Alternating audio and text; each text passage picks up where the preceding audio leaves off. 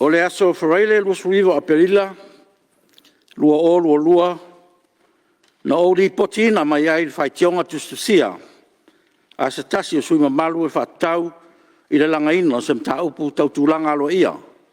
E tu saim tu lafon tu mau, tasi fitu walu, pui pui tasi. O la songa fua, lua me, lua o lua lua, na o tau lima ina ai tali tustusia, a suima malu o lo whaasanga i ai whaitionga, e pe o na talusanga ina mo se ilo ilonga al Fotalai mo sana whaiunga i nei lama mta upu. Bo se fia al Palemene o nei mta upu na tawala mai sui fono mo le Itumalo palota o nganga e maunga numero tasi. O le fionga fo ile sui Palemia ona po tuala te vanga Iosefo Ponifasio. E fasanga le sui fono mo le Itumalo palota o le paa. Le sunga ya ona po tira epa fatia lofa au e lua sa ilele maliere ngoi ma le fono mo le Itumalo palota o faleata numero tolu le tofa ya lela le pule rimoni a yafi. I le usta ia o ai ingo tula fon tu mau tasi fitu walu pui lua na ilo le Fetalai le tulanga o le name ta upu mo sana whaiunga po ua fesiringi ai tulanga lo ia o Palemene. Tu sai tu la fon tu mau tasi walu tasi pui tasi e te tau le Fetalai o ne ripoti atu le name ta upu le fono au i se ava noa mua lava e mawhai ai pe a whai ua i ai lan whai unga whapea ua fesiringia tulanga lo ia le name ta upu. O lea o te ripoti atu le name ta upu i le fono au e whapea i le maea ilo ino le name ta upu ua taunua tuai le whai unga e whapea ua fesiringia tulanga lo ia o Palemene i le name ta upu. O le mea lea, tu saim tu lafon tu mau, tasi walu tasi pui loa. O le atu ina atuai le name ta upu komiti tulanga lo ia, ma mio tau loa, mo le ilo lo ina ma toi li poti mai i fono wao, i se aso fono so ai. O ta iala o ilo longa al komiti so sue tulanga lo ia, ma mio tau loa, e au fia ai, mua. Sila i le afia, ma le solia o tulanga lo ia, o le fono wao fai tula fono i le name ta upu. Lua, sila i le afia, ma le solia winga le mingao, faasanga i le Palemene i le name ta upu. Tolu, sila i afianga o tula fono pule, ma tulanga lo ia o le fono wao fai tula fono, tasi iwa ono o i le name ta upu. Fa, sila i afianga o se suis fono, ua whama o ni o solia o tulanga lo ia, o le fono wao fai tula fono, ma winga le mingao, faasanga le Palemene ona o le name ta upu. Lima, sila i afianga fai tula fono, o le name ta upu, i se amionga po ni amionga le tau na whaia e se sui fono le Palemene. Ono, le tuina mai o se whai unga talwhia ngai e tusai o afianga o le name ta upu. Fitu, i a toi li poti mai, le komiti o sue whapitoa, i le fono au, i le aso fono e se so ai. Tusai tu lafon tu mau tas fitu, o suafa suis fono o tau e lalo, o to fia ma filfilia al komiti tulanga lo ia ma mio tawaloa mua ona po valasi lo apit fanua tonga manga ta fito o la fai masui o tai o maota lua ona po lautafi fio se lafi pesao e taruai o lo afia o tai o le tuangai i nem ta upu ma fa pe fo na afia sui tai ta upu fa msnonga e afia nem ta upu o le mafu angalea o le to fia o sui mamalu bo failo atu e fai masui o tai le tuangai. Tolu, ona po tu anasi i leota. Fa, ona po fai malotoa, kika i mai mastawas a kau. Lima, to fa ale vena ale. Ono, to fa se ua muli fasi toma. Fitu, a fionga ma ngele se kati fiaui. Valu, a fionga masina lupe, makesi masina lupe. Iwa, a fionga, anga seata, vale lio, tanu vasa peto. Me te watu tau tula melo fionga sufung. Tai tula melo fionga sufung Fetalai. Laua fionga le fonga Fetalai. O te tula iatu ma le whaaloalo e Faatulai le lafo. Ina ia whātātia I lunga o le laulau a fono, le whaitionga tusia le sui usufono, mo le Itumalo palota o nganga e maunga nu mela mua mua. Whātasi matali tusia le sui usufono, mo le Itumalo palota o le pā, ma le sui usufono, mo le Itumalo o whaleata nu mela tolu. Ma ia whaamaonia le fono ao, le komiti ua tōwhia mo le nei ngā luenga tāua. E tāula I foi, o le tāua o le nei ma tāupu. Ina ia whātātia ese tulafono tū mau tōtis furu pui lua. Ma avano ai le toe tāua o fia o le Palemene le Aso Lulu ma le fitu o me lua o lua.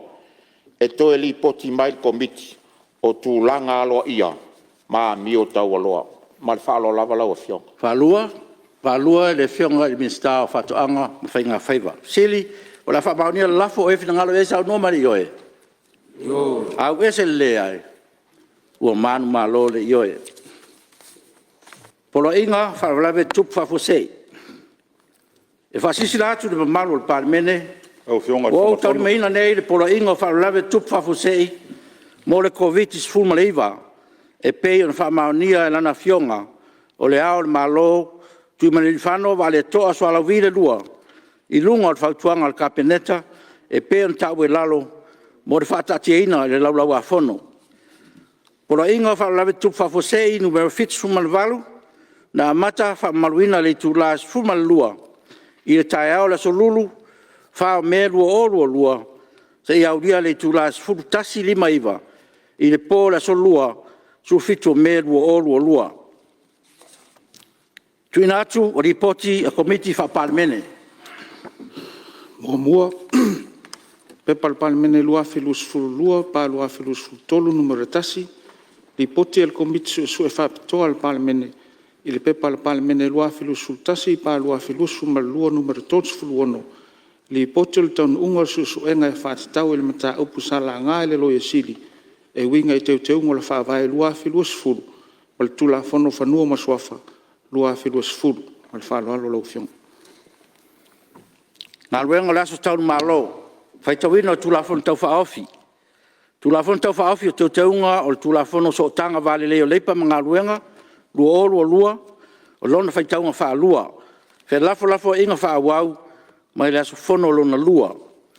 Tolpo tātou taunu manga le aso nafi, o lo sa noa le sus fono mo le Itumalo palota o anoa maanu maltasi. La none tu le mai lau whionga tu malu. Lau whionga. O ano ama anu maltasi mo whao wino lau saunanga. Lau whionga whonga whono. Tu atu mal whao lalo pe mo sina manoa lai titi lawa. Sina fesidi tu atu. Amal mole lau. O te whamaruru atu le sui malu. Salu hui o estasio sui matua o maota le nei. E le mwhaina tano ina le. No lewa pasia tato lafo. Lau whionga le Fetalai. Nano tula ia tu le fatu tope mai o mata upu ma ngā fo ke makawaku pe ki kekelo leo. E pe na o sina whamtalanga pe mwhai ona tula ia tu e whaisi whamtalanga. A ona o leo uma ona whai le whasalau mai ia le ia pepa fo ia le tarsanga o alele ese pepa tarsanga ini anawa ia lau whionga o te whamaru atu lau whionga sui mai le pāpa o lau whionga hori teitai le tuangai. Tadu ai o lo iei le avanoa pe atu ina mali poti al komiti nei ia ona mau leo le avanoa tano ai mau fo le avanoa al komiti e le mwhai na tuua le avanoa ia mese foi o Apia le nemta ia o leo tu ina atu fo ero tali tu susia ina ia tano ina ia ma lua fisiringia e fo komiti ia ele tu na mali poti mai fatu a mau le avanoa ia pe a taliu mai tato ngā wenga pe a fo mai mai te leifa mole ono le vai la fio te tai le tuangai o le ua fai atu sa lo mai le tal sanga o alele lo wino le tal sanga nei o tulanga na ia mo meole ala mai la le fa i ku au tai ala mai la e le fa i ku au o tele lo le ma fo fa tono fa pa le le ma fo fa ia oi fa tu se la foi o vai ke le ia oi ke bakua i kongol mau ai fai fu mai le ia va lau whionga al whonga fono. o te le tari ina se sim tau Mali lau whionga te lea ngā ia mta upu leu sa noe lau whionga te au ni. E leu mta upu leu lau whionga. ai mo langa le wa sa no la fiunga le tali mta pole mo fol la audiang po ale kulanga ma malu pal mingi ngala wo fiunga sa ia fa unga fai ma sol fongo fa fiunga fa ngi ko fiunga fol la audiang po mingi me ngi pal mingi ma malu pal mingi e fol ia mala karsanga la fiunga kusa sui pal mingi ma le la ua mai ale wala ma karsanga ma ua o te so ele sui ma ia se tu la vela o fiunga tu la ia malava fo i male fa lo nei foi Tiafau a mai a pel file mo le tua fa to el taeao le nei ala i lau tal sanga na molia sai ini nganga Faasaleleaga ia mani nganga tau fa vesio nga mai o le to fi mari el taeao ai vatu pe vai malu i lau fionga le Fetalai ma vatu le mato fa malu si au dia lau fionga le Fetalai ia to a pel tai o ngalu le taeao ma le aso ia lava lau to fa se le ma kon ka mai ai o le tulanga le tulai mai ai le ngai lalo ka ko kula fo ko ma tulai mai fa pele le mi le ngau kula mai o se minska e fa ku fa be vesi ko ma fa to fi mari ta ya mali o sai mai o le se fa mai per sa nanga o nai na le to fa mal fa to tanga fa to fi le mu el ta nei e mari ri soi o lu e ta usalaina le tau ana sanga tonu lo lua mi tonu te ru le sa no al ta al nei o lu le to pa yen tau ai fa pe fenga fe mai o le sa ka ko sili mo le a ko we fa tu le fa un fo ya bali die la fa ya tu per fa un fo tato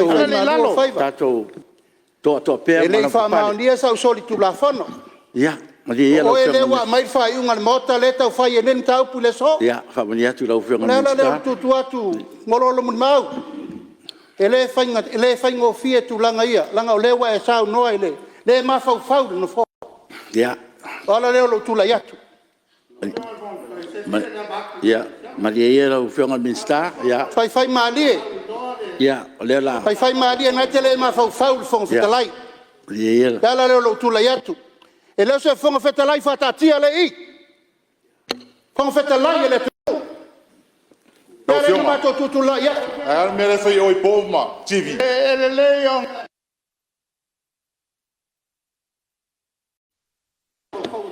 ya